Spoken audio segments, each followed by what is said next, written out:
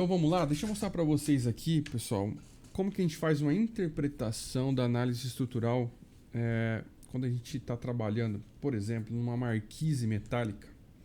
Recentemente eu recebi uma dúvida que era a seguinte: Douglas, como é que eu passo quais são os esforços que eu tenho aqui no meu pilar, visto que eu estou calculando uma marquise em estrutura metálica treliçada e eu preciso passar para o calculista de concreto armado, que é uma estrutura que já está pronta, os esforços que vão chegar no meu pilar dessa marquise, tá? E aí é uma treliça plana, né?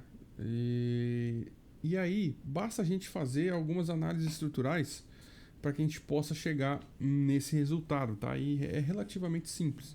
Você só tem que entender como que é o funcionamento de treliças e como que a gente pode resumir o funcionamento de treliças planas, tá? Em modelos bem simples estruturais, tá? Que a gente já é convencionado na faculdade a entender, tá? Então, imagine só, eu vou fazer um modelo qualquer, tá? Uma concepção qualquer de uma estrutura aqui de 3 metros de altura com 16 metros de comprimento, tá? Imagine aqui que eu tenho uma treliça, né, de marquise, uma treliça bem robusta, por sinal, dividida aqui em 4 partes, as montantes. Vou deixar aqui de forma simétrica, tá? Mas é só para você entender nessa conformação, tá? De diagonais, tá? Uma concepção estrutural qualquer, beleza? A gente já sabe que a treliça funciona, pelo menos o ideal é que ela funcione com todos os nós rotulados, para que a gente não tenha esforços de esforço cortante ou flexão. Eu tenho um vídeo no Instagram, inclusive, vou gravar no YouTube aqui também, sobre como que a gente pode executar esses nós de treliça de forma com que ela seja compatível com o nosso modelo de cálculo, né? Mas eu não vou entrar nesse mérito agora. Imagine que tenha 3 toneladas de força aqui de esforço. Eu fiz toda essa conformação na F-Tool também, para que a gente possa chegar num resultado, né, aqui nesse vídeo aqui, para que você possa entender, tá? Então vamos lá. Então imagine que essa treliça esteja vinculada, resumir aqui esse apoio de fixo aqui, né, de segundo gênero, como se fosse o apoio que eu iria fazer no meu pilar, tá? Até fiz um desenho aqui lateral. Imagine que seja um banzo superior ligado numa chapa insert ou não, né? Às vezes é uma estrutura que já está pronta e você tem que fazer um chumbador químico. Independente de qual ligação que você tem que calcular, imagine que ele esteja ligado a esse pilar, né? E você tem que fazer o cálculo dessa ligação, não vou entrar nesse mérito também, através aqui dos bandos superior e inferior, beleza? De cara, você já vai observar que através dessas cargas gravitacionais, se a gente for fazer uma análise, a gente vai entender que aqui esse banzo ele vai estar tracionado, e esse banzo aqui ele vai estar comprimido, né?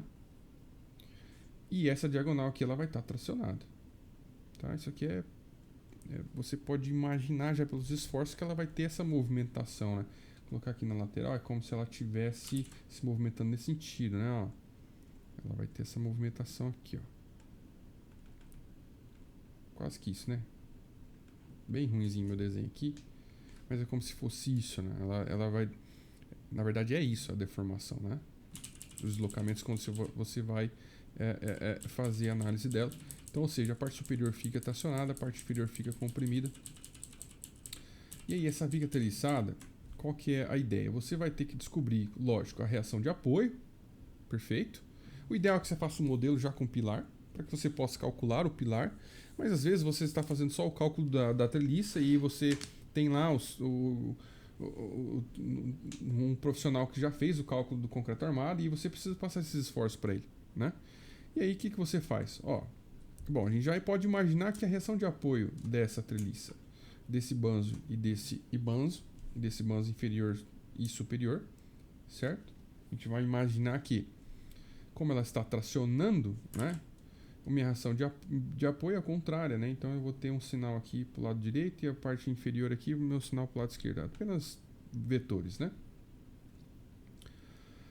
Tá, com esse carregamento você pode colocar no F-Tool, descobrir os carregamentos internos, você pode fazer um cálculo manual, mas eu fiz aqui uma simulação aqui no F-Tool e eu obtive os seguintes esforços, né, para os mesmos carregamentos. Mesma geometria, 24 toneladas de tração, 20 toneladas aqui de tração na diagonal e base inferior 40 toneladas de compressão. Beleza?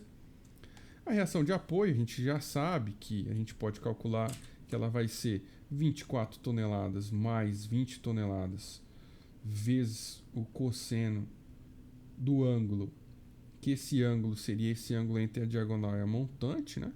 Então basta você fazer esse cálculo, tendo esse ângulo e multiplicado aqui 20 toneladas de força vezes o ângulo, você vai descobrir essa reação de apoio somada aos 24 de tração, né? Então eu só escrevi aqui para você entender. Eu tenho uma tração aqui nesse sentido, ó, da barra, tá? De 20 toneladas e aqui é 24 toneladas de força.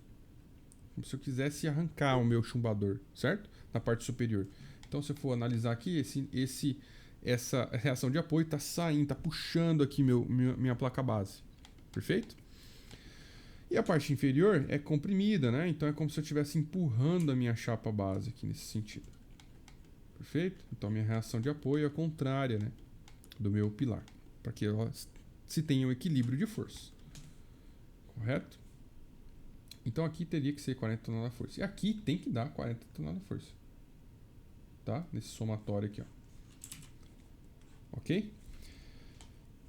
Aqui eu tenho 40 toneladas com o vetor interno é meu pilar, 40 toneladas com o meu vetor externo, ou seja, estou tracionando na parte de cima, comprimindo na parte de baixo, exatamente nesse sentido. Perfeito? Então aqui eu tenho 40 toneladas tentando puxar meu chumbador, 40 toneladas tentando empurrar meu chumbador para o meu pilar. Pronto. Eu já tenho alguns parâmetros. Aqui eu já consigo fazer o cálculo da minha ligação, para mim saber quantos chumbadores eu tenho que calcular aqui a tração, mas o foco aqui não é a ligação em si, mas quais são os esforços que eu passo no meu pilar, né? Bom, a gente já sabe que essa treliça ela pode ser resumida através de uma barra única, tá? Em balanço. Se você for fazer o cálculo aqui, a gente já sabe que através desse binário de 40 toneladas força tracionando e outras 40 comprimida através do eixo médio aqui da minha treliça. Então imagine que eu tenho um eixo médio aqui de 1,5 para cada lado, certo? 1,5 mais 1,5, 3,5 metros. E aí eu tenho uma rotação aqui, né, no eixo, no meu pilar, certo? Eu acho que é bem claro, né, essa movimentação. Eu até fiz uma simulação aqui com o pilar, ó. Olha a movimentação da nossa treliça, né? Então, o meu pilar ele tende a vir junto, né? Tende a rotacionar, gerar um momento fletor que vai gerar essa rotação do meu pilar, certo? Essa rotação, como é que eu descubro o momento fletor que vai incidir no meu pilar ali? Basta eu multiplicar 40 toneladas de força. Meu momento fletor vai ser 40 toneladas de força vezes a distância do ponto de aplicação até o eixo médio da minha treliça, né? Vezes 1,5, eu vou ter 60 toneladas de força metro. Vezes 2, né? Porque eu tenho 40 toneladas em cima, 40 toneladas embaixo, tenho a posição, o mesmo a distância do eixo médio. Então, vezes 2, eu vou ter momento fletor de 120 toneladas de força metro. Isso a gente se confirma aqui através do F2. Modelei aqui com o meu pilar, ó. Então eu tenho aqui, ó, coloquei aqui, ó, momento fletor.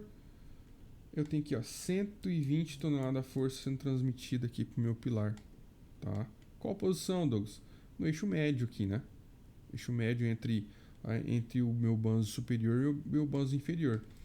Inclusive, a gente pode resumir essa treliça através de uma barra única, né? Se você quiser fazer uma análise estrutural, imagine que essa treliça também ela possa funcionar através de um modelo de uma barra engastada, né? De rigidez tal que com os mesmos esforços de 3 toneladas de força, nas mesmas posições, independente do material, tá, pessoal? Que é uma estrutura isostática, independente de qual material está sendo aplicado aqui, ok? Eu vou ter os mesmos 120 toneladas de força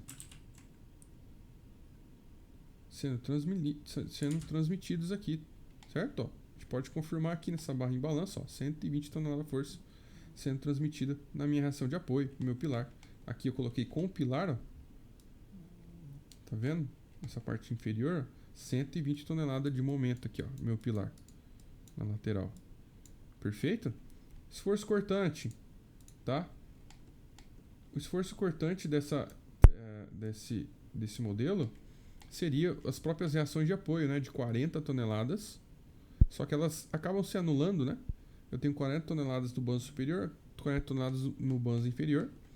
Se eu fosse fazer uma análise mesmo, eu teria 40 toneladas também de esforço cortante no meu pilar, certo? Momento fletor também de 120 toneladas da força, certo? Então, meu pilar teria essas reações e uma compressão axial aqui que seria igual ao meu esforço cortante aqui da minha barra, né? Se eu pegar aqui essa diagonal, eu tenho cosseno do ângulo para me descobrir para o eixo X e eu tenho seno do ângulo, seno desse ângulo, para me descobrir qual seria o vetor da minha cortante aqui naquela ligação, né? Então, se eu pegar aqui seno, essa cortante aqui, né?